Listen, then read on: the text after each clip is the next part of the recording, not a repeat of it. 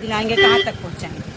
देखिए, बच्चे के साथ बहुत अन्याय हुआ है जी। और यही नहीं, जब से भाजपा आई है जी खुलेआम अपहरण, हत्या और रेप कोई सुरक्षित नहीं है। जी आज उन्होंने थाने में जो घटना किया है, जी इसकी जितनी कड़ी निंदा किया जाए वो कम है। जी क्योंकि इस तरह के ले जा करके पुलिस अपने बल पे ले जा करके बंद रहा, 3 दिन से बंद रहा। 24 घंटे के अंदर नियम है, जी सुप्रीम कोर्ट का ऑर्डर है जी कि ये 24 घंटे के अंदर उनको जेल भेजने का काम करें।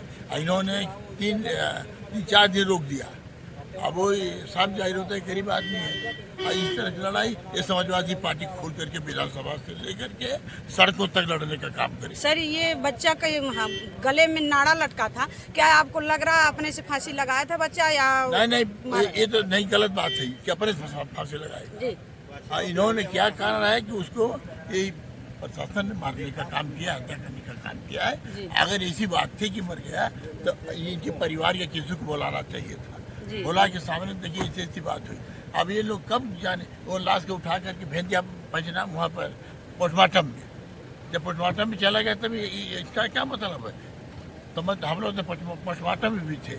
जी जी कल आप लोग थे, आप थे, धर्मेंद्र भैया थे। हाँ, हम लोग सभी लोग खड़े हैं। हम लोग भैया सर, ये जो है आए दिन गरीब परिवार का, दलित परिवार का इसी तरह से हत्या बच्चों की होती जा रही है। क्या जैसे आप कभी कभी लड़कियां भी गलती करती हैं, लड़के भी गलती करते हैं, लेकिन लड़कियों के ऊपर कोई आरोप नहीं लगता, सरकार छूट दी है सब, और लड़कों के ऊपर आरोप लगाया जाता है, उनको बंद किया जाता है। क्या आप समझते हैं कि लड़कियों को भी उस तरह से? नहीं, गलत है जी। अगर दोनों का राजी से भागते हैं जी जी तो जी दोनों राजी से भागते हैं जी। तो इस पर अगर कार्रवाई हो तो सबके ऊपर हो। जी। अब मगर ये तो इसकी बात तो अलग है।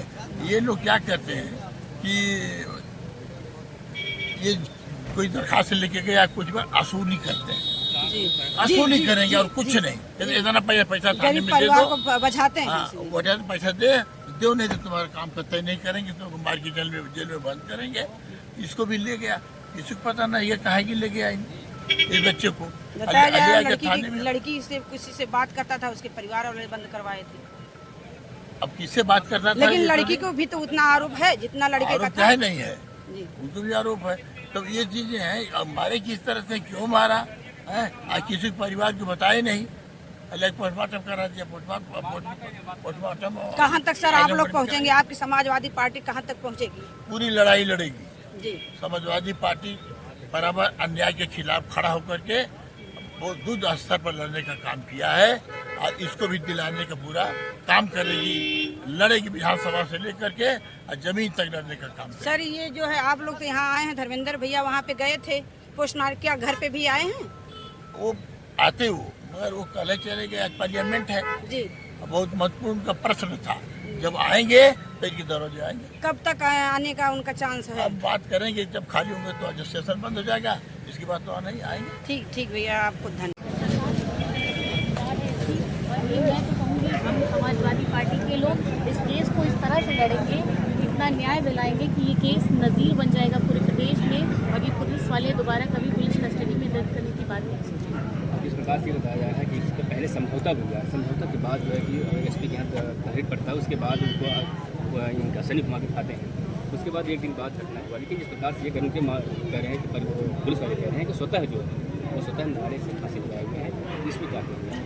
ये संभव है? बताइए कि नाड़े से कोई फांसी लगा ले। यदि ये संभव भी है तो आपकी कस्टडी में था, पुलिस की सुरक्षा में वो बच्चा था और वो उसने कैसे आत्महत्या कर ली, इसकी पूरी तरह से जिम्मेदार पुलिस प्रशासन है। उसको न्याय मिलना चाहिए इस परिवार को और उन्हें जो दोषी हैं उन्हें जेल जाना ही पड़ेगा। दलित बेटा था ये, लखनऊ में जिस प्रकार से घटना पुलिस कस्टडी में हुआ था, माननीय मुख्यमंत्री योगी जी वहाँ पर काफ़ी मदद किए थे। क्या लग रहा है कि वाकई में जातिवाद जो तरह से देख रहे जी हैं? बिल्कुल, आज इस सरकार में यदि आप देखेंगे तो हर जगह पिछड़े दलितों पे जिस तरह से अत्याचार हो रहे हैं, जिस तरह से जुल्म किए जा रहे हैं, इस सरकार में मैंने अभी पिछली बार भी सदन में एक मुद्दा उठाया था, जिस तरह से दलित बेटे को कितना मारा गया था। मैंने उसके लिए आर्थिक मदद की भी डिमांड की थी, वित्त मंत्री जी बैठे थे सदन में, लेकिन अभी तक उस पर भी कोई कार्रवाई नहीं हुई और कोई भी मुझे लग रहा है आर्थिक लाभ भी अभी तक नहीं मिला परिवार को। ये कब तक दलित और पिछड़ा इसी तरह से सहता रहेगा सरकार के अत्याचार, और मुझे लगता है कि इस बार उनको न्याय देना ही पड़ेगा। उस दिन घटना के दिन काफ़ी पथराव हुआ, काफ़ी चोटें भी लगी, कई पुलिस वाले लगे हुए हैं। ऐसे में जिस प्रकार से यहाँ के बता रहे हैं कि यहाँ के लोग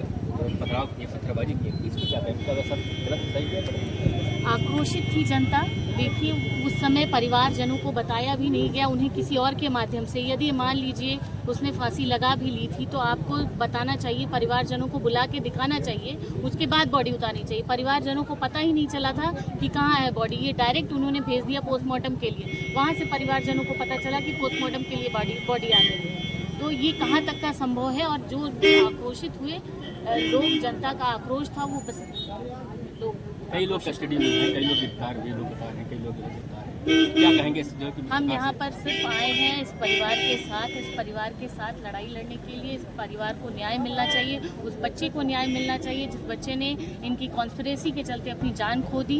इनकी जिस तरह से उसकी हत्या करके ये एक आत्महत्या का रूप देना चाह रहे हैं, उसके न्याय के संबंध में हम लोग आए हैं और पूरी तरह से हम लड़ाई लड़ेंगे, सड़क से सदन तक, जहाँ भी हमें लड़ना पड़े।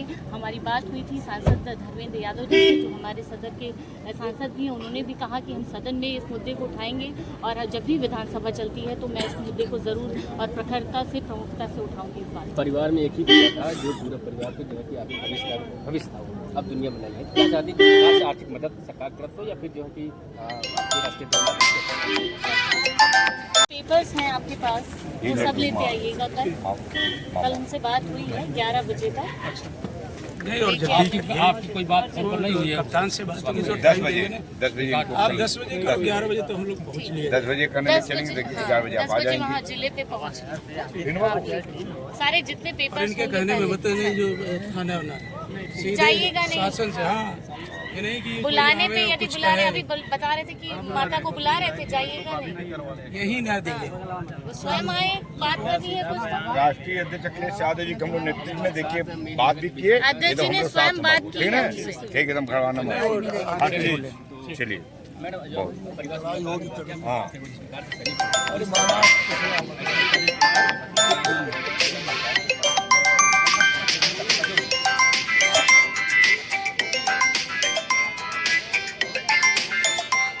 बंद कर दीजिए मैम।